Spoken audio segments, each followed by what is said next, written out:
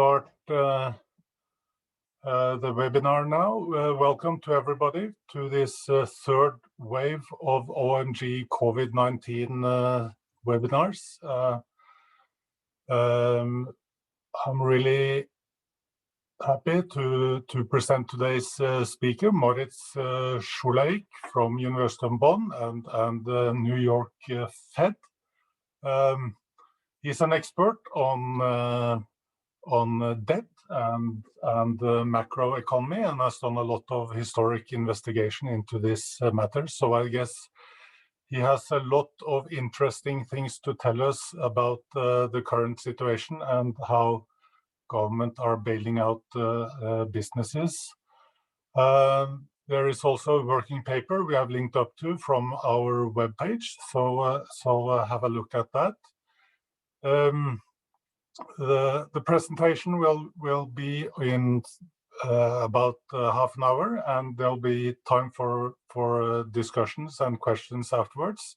You can all raise your hands, and I will give you the microphone, or you can post questions in the Q&A using the Q&A button or the chat. I'll try to moderate the discussion. Okay, so without further ado, I'll give the screen to you and the mic to you, Moritz. We're really happy to have you here and looking forward to your presentation. Well, thank you for the invitation, and I hope I'm stepping in, and I hope I can give a presentation and that is equally entertaining as what Oscar would have done. Let me start by saying one thing that I have to say. You mentioned it, this is not the view of the New York Fed or the governors of the Federal Reserve System, but just our own.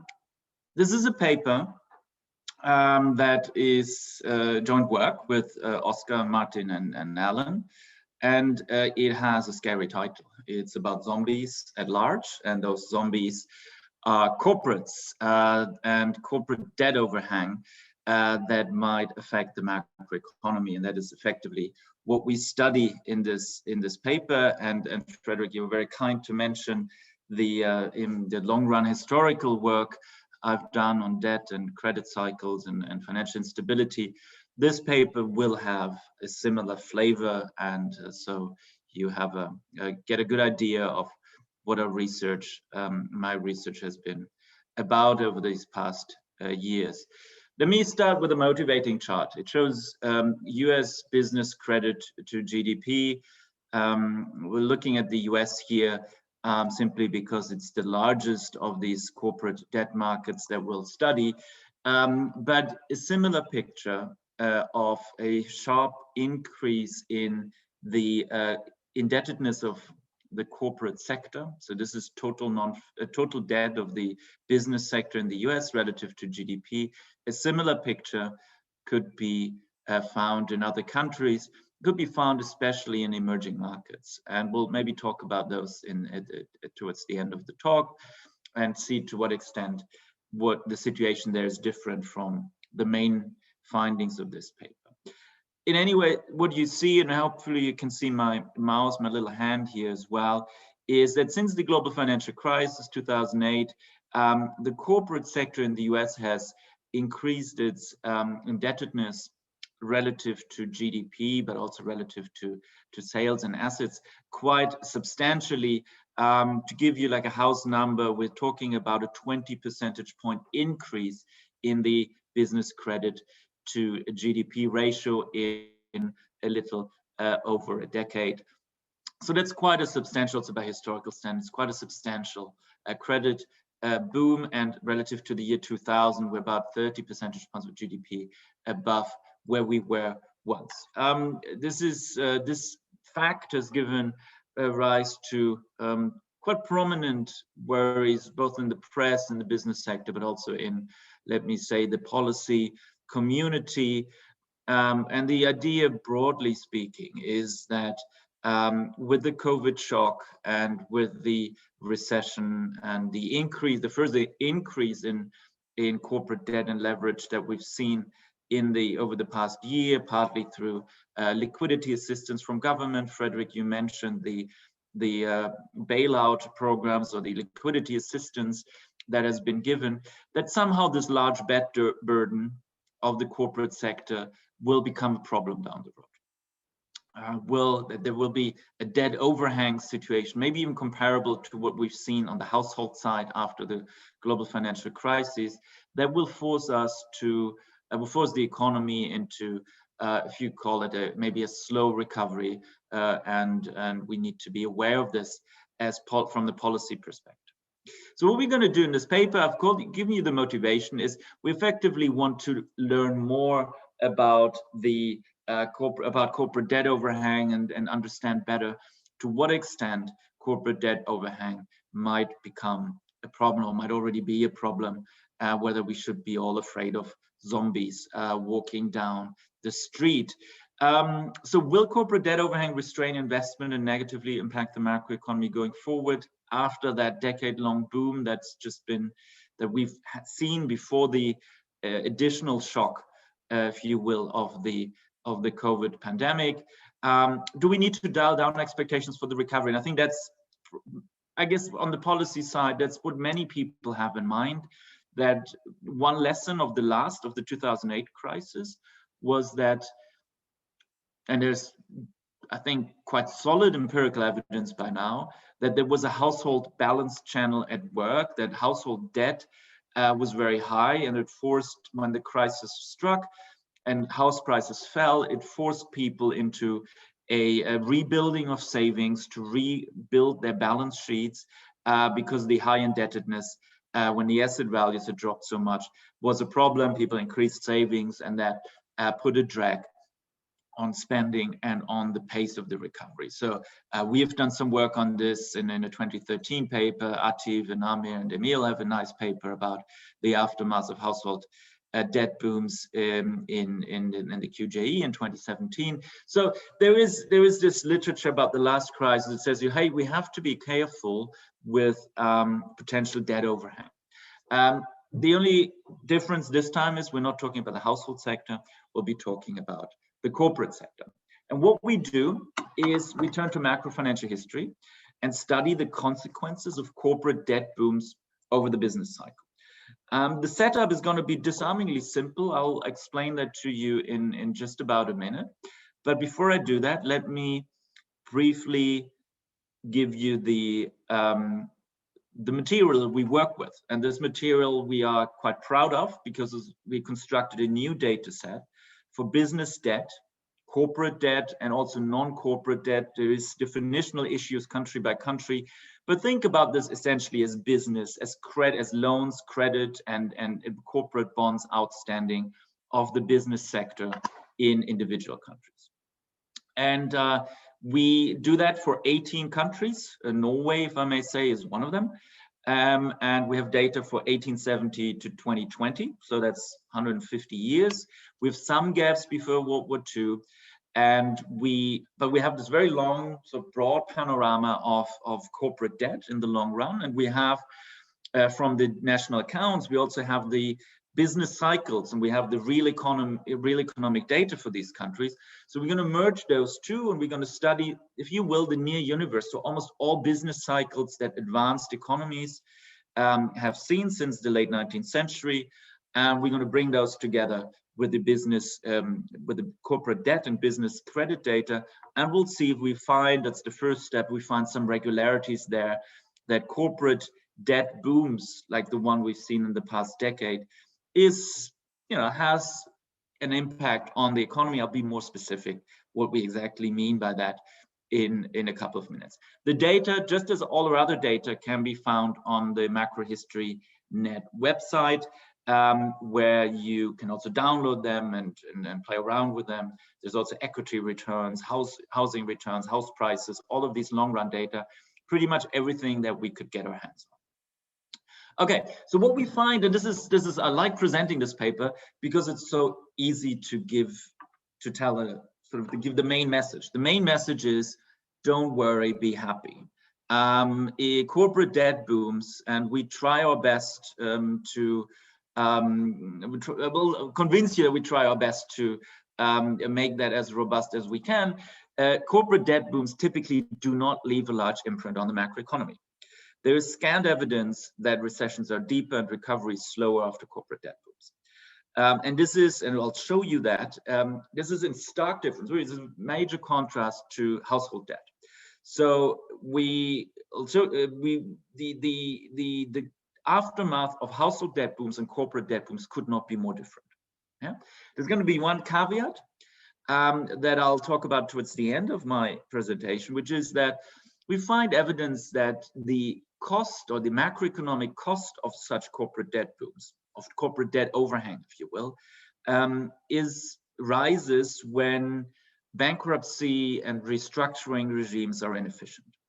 But overall, the story that I'm trying to tell you is going to be one where where we should think about where the difference between household debt and corporate debt booms is so pronounced, largely because the reorganization and restructuring regimes for both kinds of debt, household and corporate, are very different. And the historical evidence that we study in this paper would, if anything, suggest that what we have in place in terms of reorganization and bankruptcy regimes are quite efficient if they're applied, and we can kind of grow out of corporate debt booms without much cost to the economy. But I've told you enough in terms of what we find. I want to convince you that this is actually what the data tell us. Okay, so quick word, why worry about corporate debt overhang? Well, there is a big literature in finance, starting with a seminal paper by Myers in 1977, that makes a very simple point that default risk on debt undermines the incentives to invest for highly indebted firms. That's because the equity holders don't get the upside, and some projects with positive net present value therefore will not be realized, as equity holders do not benefit in the case of default. Yeah. So the debt holders and the equity holders, kind of the incentives are not aligned, and the equity holders will therefore not undertake, or the owners will not undertake investment when default risk is sufficiently high. And if you think about that a little in a broader context, and there have been macro papers written on that, is that same phenomenon. If you have a lot of debt and you have the risk of default, your incentives to do new investment might be reduced. That can apply to any expenditure with delayed returns. So it can apply to hiring, it can apply to training, to advertising. And so the question is really, zombification could prolong and amplify all of these problems and depress investment and hence economic growth going forward. That's the idea. That's a financial literature that builds on, the technical term would be departures from a Modigliani-Miller framework, in which none of this would really matter. But maybe let's leave these technical issues aside and phrase this as a empirical question. And if we look at the empirical evidence that's out there, namely whether highly indebted firms invest less, or whether that turns into a drag on the economy more generally, the evidence is really quite mixed.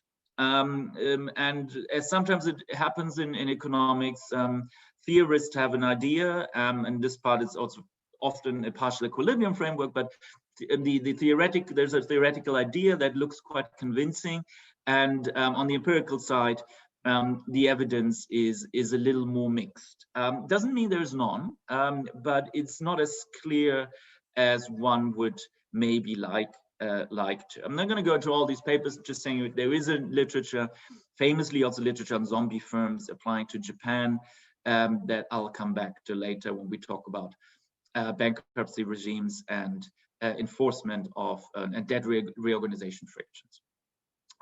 For now, just take the message on board. Yes, we have some international firm level evidence.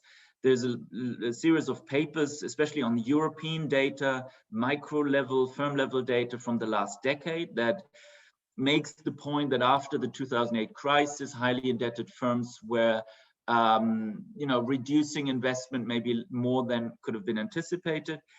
But there's one issue with these 2008 papers, especially when they applied to the European economy, is that you at the same time had quite pronounced frictions on the other side, namely on the banking side. So it's really hard to tell apart. Is it like that the banks wouldn't lend as much, or is it that the firms wouldn't invest? Some question marks remain. Okay, I told you about the data we're going to use. It's long-run annual data for total business sector debt liabilities. So it includes debt from banks, but also bond market liabilities. I told you about the total of 18 countries. And we're going to bring them together with a business cycle dating, which is a simple algorithm that dates peaks and troughs. So we're going to say a peak is going to be at the moment when, after an expansion, the next observation, the next annual observation is lower in terms of the level of real GDP per capita. And a trough is just the opposite, when the next observation is higher than and the previous one lower. This is the first cut of the data, and maybe that's the easiest way to get the gist of what we're going to do as an empirical exercise. So you see here the scatter plot, where on the horizontal axis is the change of business credit in GDP lagged by 5 years. So this is the past 5-year change in business credit over GDP. So let's pick, maybe we can find a Norwegian observation. I can't see one, but maybe let's take Sweden in 1924. It's close enough geographically. So this means in this 1924 business cycle that Sweden had, in the 5 years before that peak, sort of the business credit run up in that cycle was somewhere below zero, was actually negative. So business credit to GDP fell, and we correlate that with the strength of the change in GDP going forward, i.e. From the peak, the first 1 to 3 years going into the recession and then the recovery. And we do that for all the business cycles. We have about 200 in this long run sample where we look at the run up in corporate debt before the peak of the cycle, and then how severe the recession is after that, and how long it takes to recover. So it's kind of a recession depth and recovery speed on the other side. And the main message here is, as you see, you don't see much. There are observations where, like Australia in 1891, that's a famous land price bubble in Australia, when there was a big run up in, quite substantial run up in corporate debt, and where the growth rate was really awful. But you also get these observations like the Netherlands in 1980s, Sweden in the 1990s, where you had a big run up in corporate debt in the previous expansion, but very little, not a very significant GDP drop. So this is all very broad, very correlated data. Let's move on and become a little bit more comparative in the first place, which is, this is on the left hand side is the same chart I showed you before, and on the right hand side is the same chart where we do the same exercise, exactly the same exercise for household debt.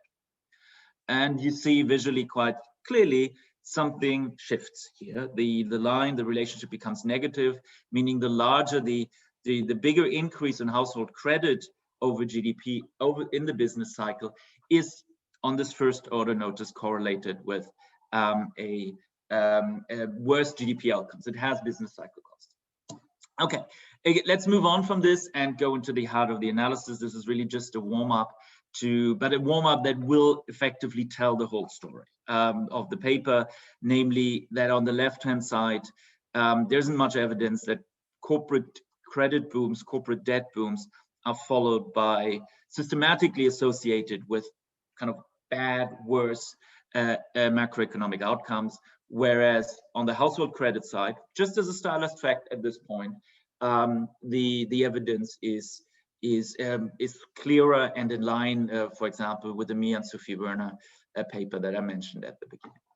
Okay, so this is I think the only proper equation that I'm going to show. It gives you an idea what we're going to do empirically. We're just going to put this observation that I just showed you into a more, let's call it more substantial and more rigorous setup. We're going to run what is called local projections. The best way I think the most intuitive way to understand the exercise that we're doing here is the following. Imagine you are Christine Lagarde and you wake up on a Sunday morning, you run the ECB, you wake up on a Sunday morning and you somehow know, okay, we're going into recession. What you do on the Sunday morning is you turn around over coffee and you think, is there anything that I can observe over the past business cycle that you just came out, say the past 5 years or past 10 years? Is there anything like on this observational data that helps me make a better forecast or a better forecast about the severity of the coming recession and how quickly the economy is going to recover from that? So what you're going to use as Christine Lagarde, you're going to use all the data that you have. You're going to use the European data. You're going to use maybe other countries' data that raises some specific questions for the estimation. But in theory, you want to say, like, given these observables I have over my economy, how strong credit growth was, how strong investment grew, how my trade balance looks like, how strong my inflation was, how house prices has developed, how the equity market has performed. Is there anything that I can learn from past business cycles to make a good and a better forecast about how this recession that we're going into, on that Sunday morning, you just know there's going to be a recession, but you want to get a better understanding for how severe it's going to be. That will help me make a better prediction. And this is what these local projections effectively do. They ask, with the data at hand, what is the best forecast we can make? This is rational expectations consistent in the sense that you only use the data that you have at that moment. What is the best possible forecast I can make for my economy over the next, whatever you want, but let's call it over the next phase of the business cycle. And this is what this delta YIT on the left-hand side is. It is the growth rate over 1, 2, 3, 4, 5 years on a business cycle frequency. So we're going to want to know how is the next business cycle going to look like. And as explanatory values, except for a lot of macroeconomic controls, we're going to have these two terms here. You see a B and an H, and this is effectively the growth rate of business credit and of household credit over the past 5 years, which for us we take this as a proxy for the last business cycle. And you control for the average recession path, or this is going to be the coefficient here is going to be the average recession path, and then we have country fixed effects, so we assume this is going to be different country by country, and you see there's a whole bunch here of macroeconomic control variables. I can show you those in the later stages if you're interested.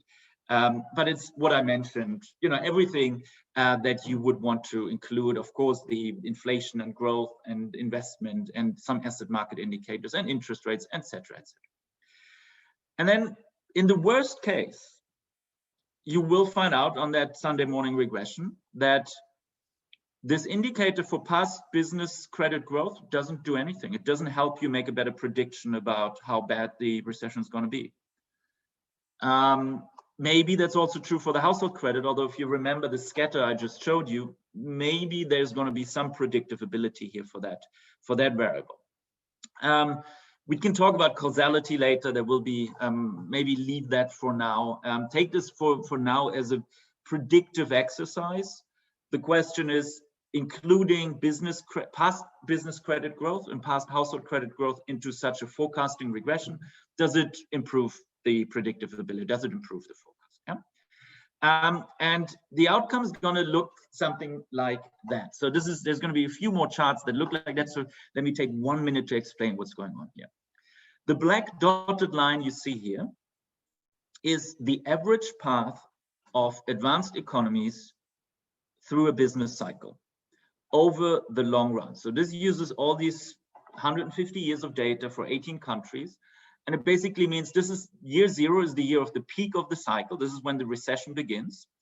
And in year 1 of the cycle, year 1 of the recession, we lose about, let me guess, 1 to 2% of GDP, 1 to 2% of GDP.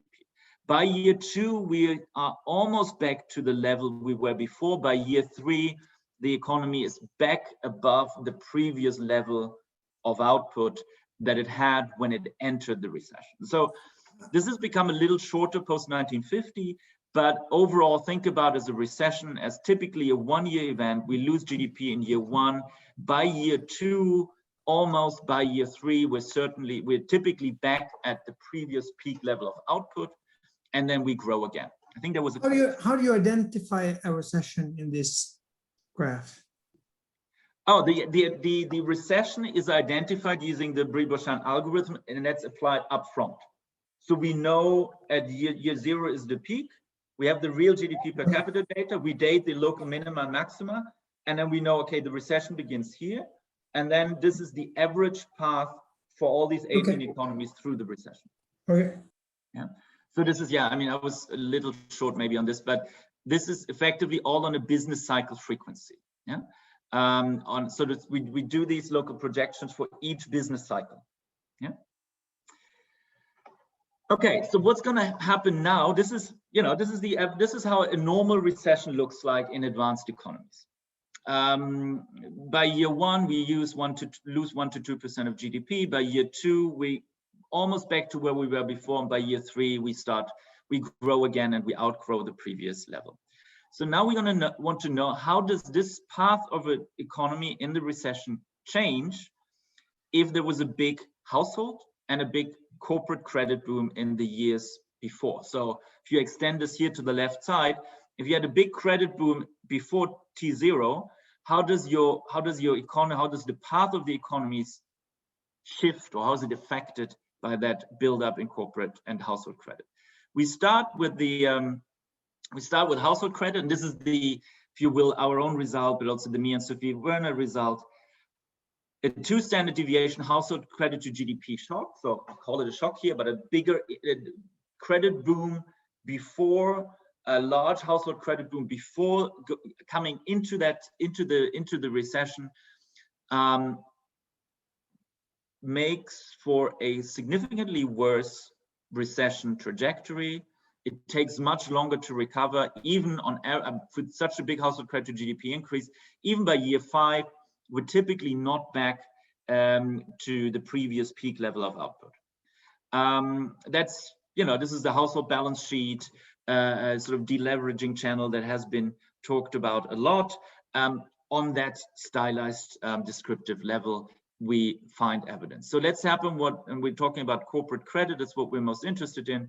This is exactly the same, what happens if in the previous expansion phase of the business cycle, corporate credit grew 2 standard deviations above the country-specific mean.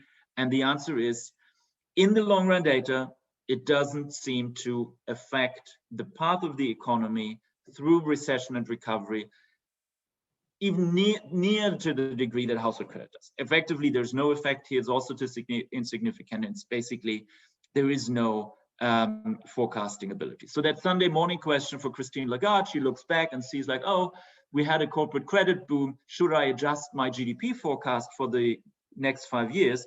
The answer is, from that scatter, and it has all these macro controls, is not really. You don't need to worry too much about the corporate credit boom. Okay, so what about magnitudes? Let me also, with an eye on time, maybe come to another part and then wrap up. What about the magnitudes? Well, with credit growth at the mean, I mentioned that GDP recovers roughly after 3 years and then exceeds the pre-recession peak by about 4% by year 5. That's the average effect we find. Remember this chart, so 5 years after the recession started, we're back 4% about the previous level of output. If we had a 10 percentage point business credit to GDP expansion above the mean trend. So if you think about the US, I gave you that example at the beginning, that was roughly in that territory, then we still get, as a mean forecast from these local projections, that GDP will be 4% above peak by year 5. It's virtually the same as if credit had grown at the mean. However, if we do the same exercise with household credit, GDP and in this baseline, this best point estimate would still be below peak by year 5. The difference between the two is 4 percentage points. So quite a large effect for household credit, but not much for business credit. Okay, that's the key result of the paper. I'm going to give you a little bit more robustness and come to last point, and then I conclude. and I look forward to the discussion. So one is, what we show here is, maybe it depends on whether there is a financial crisis or not. So here we split the path of the economy depending on whether the recession is just a normal one or whether it is associated with a systemic banking crisis. And again, we say like, okay, let's assume there is some effect that household credit or business credit are particularly, in a crisis situation, these effects might come out. The answer is again, no. This is now the average course of an economy through a financial crisis. And again, if there was a big buildup in corporate credit before the financial crisis, again, there's very little. Corporate credit doesn't make a financial crisis worse. Household credit does. Yeah, it's not only that household credit makes normal recessions worse, it's also that household credit makes financial crisis recessions worse. So the aftermath, this sort of whole credit debt overhang phenomenon on a macro level that we've studied quite a lot after 2008, seems to be in the mirror of these long run data, and this is very 30,000 feet flying altitude, I'm aware of this, is very much a household credit phenomenon, not so much a business credit phenomenon. We can speculate why that is, mortgage credit, different bankruptcy regime. Let me come to this. Very quickly, effects on other macroeconomic aggregates. I show you the main one, which is probably investment, and investment looks just the same, meaning that corporate credit does not affect meaningfully the path of investment through a cycle, whereas household credit does. Yeah. And it looks the same for unemployment, for consumption. You can look that up in the paper. We interact credit expansion with levels of credit to GDP. We include linear quadratic time trends. We restrict samples. We exclude the global financial crisis. We use real credit growth instead of changes in credit to GDP. The main result is stays very strong and robust in the data. Be care about and be worried about the aftermath of household credit booms. Relax about the aftermath of corporate credit booms. It could be that corporate credit booms doesn't shift the mean of the GDP path, but it could increase tail risk. There's ideas that have been put forward in the literature that financial conditions affect the tails of the distribution more than the mean outcomes. We test that. Let me just jump to the next section. The answer is, again, it doesn't. Quanta-local projections. Household credit does, business credit doesn't. So last part, and I'll come to an end after that, is why is it that household and business credit booms are so different? And the hypothesis we want to entertain in this last section is that business liabilities are limited by firm assets, which shield the private wealth of owners. So in theory, liquidation, reorganization can proceed much more swiftly. And also there is a very different sort of fundamental setup, namely that the going concern value, if you have a business with a good business model, in theory, incentives for owners and creditors are kind of aligned to get that business, that valid and value enhancing business back on the road again. So the finance literature has been very going into the details of all kinds of questions about debt overhang. But if you compare to household credit, there is an element for actually there are incentives to avoid that, and you really need frictions, holdouts, asymmetric information, weak contract enforcement to prevent a mutually beneficial debt reorganization. Yeah. So we test in the last part of the paper to what extent such frictions can actually throw sand in the wheels of corporate debt workouts. So we're going to look at the countries. We're going to say some of these are better than others in reorganizing debt, corporate debt. And we're going to ask, differences in restructuring efficiency, are they associated with the economic costs of these corporate credit booms? Do they make things worse? Do we find variation there? The answer is going to be yes. I'm going to be a little bit short, and I skip the causality in the interest of discussion time. But what we do is we go to a paper by Jankov, McLeish, and Schleifer that codes creditor rights, not our coding, and we join that with another World Bank and Jankov, Schleifer exercise for low-cost liquidation and restructuring speed. Speed here means cost. Yeah, so we end up with this index that gives us an idea about how efficient the legal frameworks and institutions for corporate debt reorganization operate in on a time country level. So we have time variation and we have country variation, and we're going to put that into these forecasting regressions, and we're going to interact that with the credit buildup. And we're going to ask, in countries where it takes time, where the liquidation is slow and burdensome and costly, is that a setup where actually corporate debt overhang kind of raises its head? And the answer is going to be partially yes. Let me show this. So we're going to run local projections. We're going to interact with this liquidation cost proxy. And the main outcome now looks like this. We have we again have a corporate credit buildup before the peak of the business cycle. And then we want to see how corporate debt booms affect the business cycle going forward. The black line again is the average path, depending on whether we are in a low cost or in a high cost bankruptcy regime. Think of the high cost guys as this is the zombie regime, where it takes a long time, the liquidation costs are high, and we don't swiftly reorganize the debt. This is as far as you can get from Modigliani Miller in a way. This is where there's a lot of sand in the wheels. This is where frictions are high. And in that world, if, proxied by these indices from Andre's work and others, in that world, it is indeed the case that corporate debt overhang becomes costly. So corporate debt booms in a high cost bankruptcy regime. So where things take a long time to be worked out, you see corporate debt can be a drag on growth. I do not want to comment here on the size of these effects, but we see that there's a very different shape for the recovery in the low cost regimes is quicker and looks pretty much the same as if there had been no corporate debt boom. For the high cost, the slow, the inefficient bankruptcy regimes, it takes quite some time. We have an IV strategy where we use legal origin as a sort of an exogenous, giving us exogenous variation in these bankruptcy reorganization friction regimes. And the IV gives us the same result. High cost, slow, inefficient restructuring has economic costs. So let me stop with this.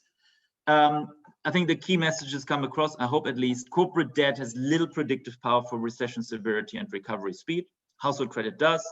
The core argument we make in the paper is that debt reorganization is much easier for corporate debt. And we show evidence that the legal frictions shape real economic costs of corporate debt booms. And I haven't talked much about this, but and I haven't talked much about zombies actually, but the policy implication here is very clear. Don't worry too much. Focus on restructuring, liquidation, efficiency, and move on. If you want to add, don't throw good money after bad money. I leave it here. Frederick? Thank you so much for an interesting presentation, Moritz. It's really food for thought, I guess. So we have some time for questions, and Kjetil is on top of the list. Other attendees have to raise their hands, so I'll keep track. Please, Kjetil. So thanks a lot for a nice presentation. So you talk about debt, corporate debt, as if debt is one thing. Mm-hmm. Debt has a lot of dimensions. For example, there's short-term debt, long-term debt. We know that long-term debt is much more equity-like. Mm-hmm. So one would expect, I guess, less of a debt overhang problem for long-term debt than because the interest of the bond holders and equity holders will be much more aligned. But the biggest dimension perhaps is bank versus bonds. Mm-hmm. So for bonds, why should there be a problem? They should somehow, if we believe if we have some caution, intuition, somehow the world will overcome frictions. There's money left on the table, and the bond holders and the equity holders, they should pick up the outcomes. But for banks, it's different because banks are regulated. And if you think the cash up argument is for zombie firms, it goes precisely to banks, and banks banks not being willing to slaughter firms, stop lending to firms, because if they do, then it will become apparent that they are really underwater, etc., etc. So perhaps can you comment on that? Excellent points. Thanks, Ketu. Yes, so I agree with the gist of what you're saying, or with basically everything you're saying, the core of what you're saying. I brought up this slide here because there is a JFE paper by Gizik Longstaff and Shefrin Srebulayev, which kind of makes the point for the US. They look at corporate a bond market, I don't know what they call it, crashes, I believe they call it, and make a point with a different setup. It's more micro-ish. Also make the point that there's very little real effect of these corporate bond market crashes, which would, speak to your point that, as you say, like in theory, if these businesses have a good business model, there's money on the table, they should come together and sort it out. And maybe, and as you say, the frictions and the zombification problem is much more pronounced, and I would subscribe to that, where banks with potentially like agency issues, but also with regulatory issues enter the picture. I've made a note here. I mean, what one could, I mean, part of the issue is that except for the US, corporate bond finance is not very important in most of these countries over reasonably long time spans, because most of them are bank-based. True. Sweden, for example, has always had a good, strong market. The UK, I think, has had a large, whereas Germany, Norway. Good point. I mean, the question. I mean, I'm thinking. Can we split between sort of more bank-based and more corporate bond market-based systems? That should be, in theory, possible, and we can do that. We haven't done that yet. It's a good point. The long-term, short-term, I also 100% understand what you mean. I don't think there's a way we can sort this out in the data, because the balance sheet data of the banks, which are the backbone for a lot of this, don't often, I mean, to the degree that they distinguish between short-term and long-term, each country has a known definition what the long-term, what the short-term is, and it's very difficult to harmonize them.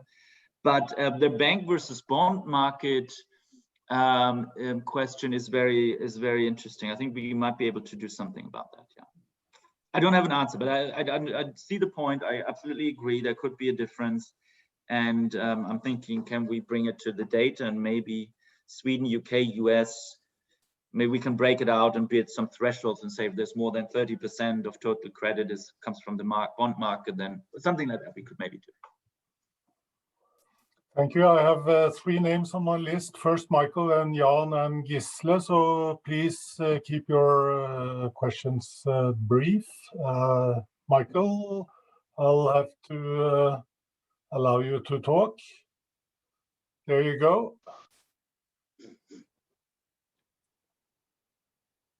Can't hear you, Michael.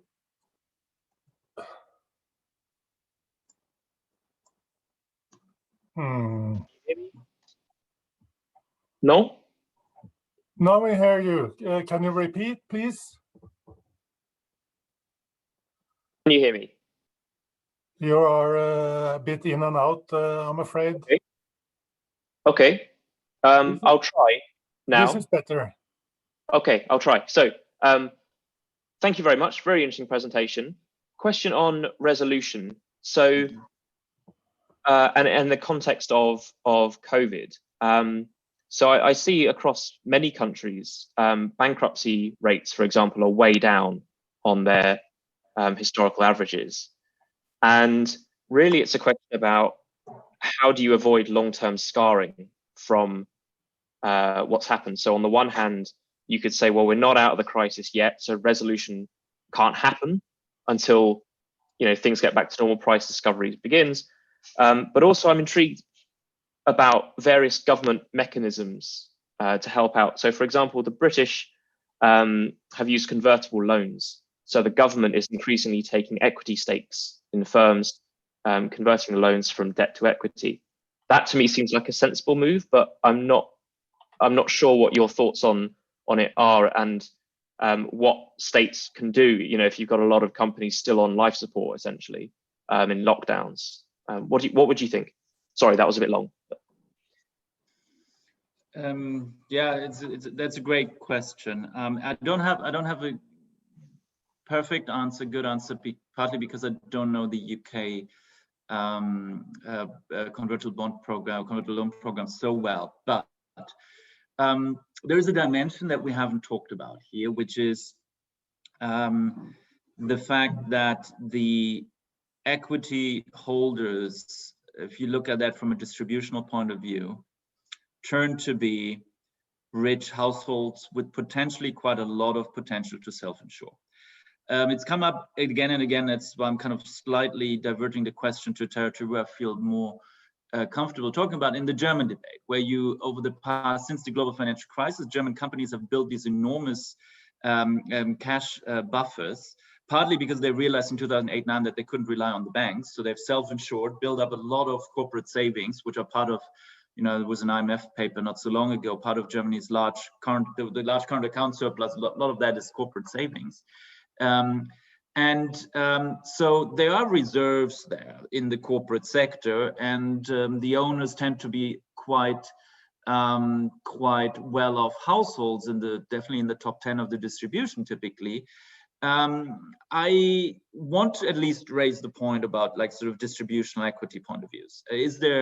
How can we make sure that we, you know, if you think about, I don't know, investors in an airline, isn't the pandemic risk something you get compensated for in good times? So how do we think about sort of equity risk premiums being collected when things are good? And how do we make sure that some of these risks are then also borne out by people who can? So if you look through the firm, you look at quite healthy and wealthy households typically as owners. So I think I want to have that discussion, and I realize I'm not 100% answering your question, but I want to have that discussion, but I want to look through the firm to the household, and I want to think about these questions. The answer is not necessarily, oh, we let the companies go bust and nothing happens. The answer could also be that wealthy owners inject cash and inject more cash than they do so far. I don't know. Okay, Jan Andreasen, please. You have the Yes, well, thank you for a great presentation. I just wonder, usually we see these zombie discussions, monetary policy plays a big role. And it does seem to me that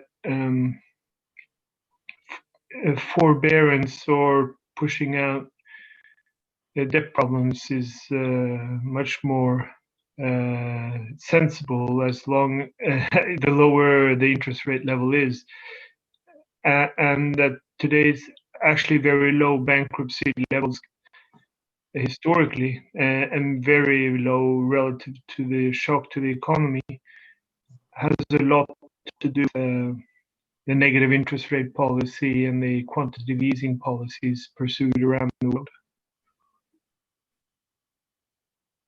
Yeah, I think it's a very important point. Of course, it relates to what Ketil said that they were asked at the beginning, which is regulatory forbearance and hesitation to restructure and move on. I think we've seen a good deal of that in the past decade in various countries. And I also see, like, you know, I can't really speak about monetary policy in that sense, but I see the argument from the central banker's side of view is, yes, that might sort of a low interest environment, and you know in theory this is you know, there's the R-star debate. The question is how much of this is central bank versus fundamental factors. But there is I think there is an argument that you might have that as a collateral, sort of it is a collateral effect of a policy that overall still helps stimulate the economy and thereby make the zombie problem be less problematic over time. I think what your predecessor just said is the key perspective that central banks have, which is to avoid scarring and make sure that this shock does not leave more of a long-term impact on the economy than it absolutely has to, and if possible, completely counter it. So yes, short answer is yes. I see the argument that in interaction combination with regulatory forbearance, with incentive and agency problems at the banks, low interest rates can aggravate the problem. I would say from the perspective of policymakers, that might be a sort of necessary side effect for what is overall still the right policy. Thank you. Gisle, you can unmute yourself. Okay, so I have a question about, my question is about bankruptcy. So a lot of the debate, at least in Norway, but I think also in other countries, seems to be for the public policies, government policies to prevent bankruptcies. So your data is not directly on bankruptcies, but it is on debt, high debt burdens, which one would expect leads to an increase in bankruptcies in a recession relative to recessions with low debt. So my question is sort of, is it correct? Is one interpretation of your findings that you know, the number of bankruptcies is irrelevant for the magnitude of recessions? We haven't directly tested this, and partly because it's endogenous, obviously, to the recession path. But I agree in the sense that one of the you will find on a sort of broad cross-country correlation, you will find that the regimes that we call low-cost or efficient bankruptcy regimes typically they're much quicker to resolve, and so the average process is a few months versus a few years in other cases. So I think sort of conditional on being in that situation where a firm is no longer, you know, is bankrupt, no longer going concern value, that should be the bankruptcy procedure, insolvency proceeding should be started. What we measure is how long does that procedure then take? How long is that? How burdensome is that reorganization process? And there you can say, like, conditional on being in that situation, the slow guys, that is, you know, you wasting resources that you keep up in this process and in the enterprises and the capital, etc., that cannot be newly allocated. I would say on the specific question, is a low bankruptcy rate which is objectively, like in many countries, that's what we see. Is that good or bad in terms of an economic outcome? I would say I don't know. It really depends on what you on what the nature of the recession is and what the nature of the bankruptcy. Overall, I think, I mean, you're smiling, and overall I think that's a little bit the point of the paper, is to say, yeah, don't be too afraid of that happening, and think of ways to speed up the process. There will be some retail shops in inner cities that might, you know, I mean, they don't have a lot of debt in terms of the aggregate, but, you know, there may be business models that are no longer viable post-pandemic, and then be quick and don't be afraid of the bankruptcy.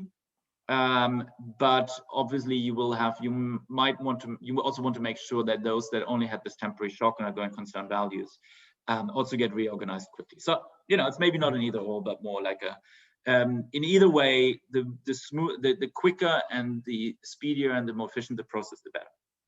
Whether it leads to bankruptcy or reorganization and a fresh start, both are possible. Okay, that is it. I haven't noticed. I have a question, one more question, a last question here from Karin Kinnerud. I will allow you to talk now. Can you unmute yourself, Karin? And yes. Yep. Okay, perfect. Yeah, I have a question about like this comparison of household debt versus corporate debt. So can you and have you maybe looked at how the dynamics of house prices compare with the dynamics of corporate valuations, like during and after these type of debt buildups? We have a little bit. So I think on the household side, you're absolutely right. The interaction with, and the main sort of the main pressure point on household balance sheet are typically house prices, because that's the leveraged big asset on household balance sheets. And that's when you have that situation. I mean, this is a previous paper, it's not in this paper, but when you go into sort of leveraged housing boom downturns, when this recession is associated with sort of the bust of a credit-fueled housing boom, these balance sheet repairs tend to be particularly painful and long and drawn out. On the equity side, we actually, let me see if I can bring this up quickly. We actually see, where are we? Real stock prices. We actually see that in the there is no, I mean, if anything, after these big corporate credit booms, stock prices seem to recover a little bit more quicker, whereas in the household case, again, it takes a little bit longer. But don't ask me for a good argument why we find this sort of slightly more boomy post-recession effect for stock prices when corporate leverage was high going into the effect. I don't think we have a good explanation. On the other hand, that household credit, these household credit booms with their drawn out effects and aggregate demand, balance sheet repairs, that stock prices don't do very well in the aftermath of these household credit booms. That I can explain again with, you know, sort of aggregate growth and income effects. I don't have a good explanation for the stock prices, but this is, I mean, we've looked at it. It's in the paper. I'm not 100% sure of this. I mean, I should look it up, but this might be driven by the post 2008 stock price boom. I'm guessing now, so I shouldn't do that. Can I just follow up on Karin's question? So you don't look at what this debt finances. No. You know, for households, we know it. We know. This is consumption and construction of real estate. Investment, the vast majority of that debt goes in investment in make irreversible investments. You took corporate debt and you split it in two. The stuff that finances irreversible investments, such as, I don't know, vineyards, shipping, real estate, and the stuff that finances the rest. Could well be that you would then see that, I guess it wouldn't be a big surprise if you see some debt financing an enormous buildup of shipping, and then you go into recession after that. Yeah, that industry is going to be hit like a monster truck. Yeah. So if the debt finances good investments, you know, I guess no surprise. You put a lot of stuff in there in that corporate debt, yeah. That is, I mean, I think that is absolutely true. And if you want to call it that, it's a weakness of this sort of broad aggregate long-run macro approach that we cannot really distinguish where does this debt go, what is in there.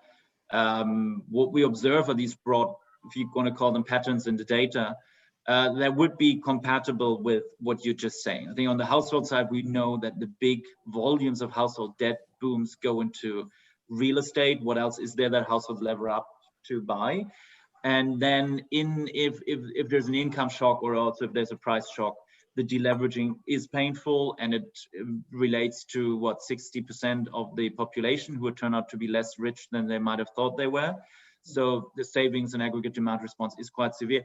And I agree, and it's not, and on the corporate side, things are much more complicated. It depends on what they do, where did this credit go, what is it, as you say, reversible, irreversible. There's issues about like how quickly can we get creditors and debtors together and the equity holders and work this out. And it's just more complicated on the corporate debt side. So the message of this paper, I kind of feel reinforced by these comments, in the sense that let's not make the mistake and translate like one for one the insights and from the 2008 household debt overhang and say now, oh, we're going to have the same now on the corporate side. The corporate debt is different; it's a different animal, and we shouldn't just sort of copy the evidence that we have and the insights we had on household debt overhang to the corporate sector. Those are different, and ex ante in this very like 30,000 feet flying perspective on business cycles and debt dynamics, there isn't that much to fear. And I think that's kind of the main message that we want to send here. And all the points you make are excellent in the sense that, yes, they all speak to the fact why corporate debt might be different and why we probably need to look closer and don't need to be quite as scared maybe as some of these early reports about corporate debt overhang and what it would do to the recovery and all these like massive bankruptcy waves and whatnot. Maybe things don't look quite as bleak as some of these early reports and fears suggested. Thanks. Thank you so much, Moritz, for joining us from New York. And you're very welcome. I enjoyed this. It has been a very good discussion as well afterwards. So thank you also to all participants for coming and listening to this. So I wish you all a very good day and see you next time. You too. Thank you. I'll stop the recording.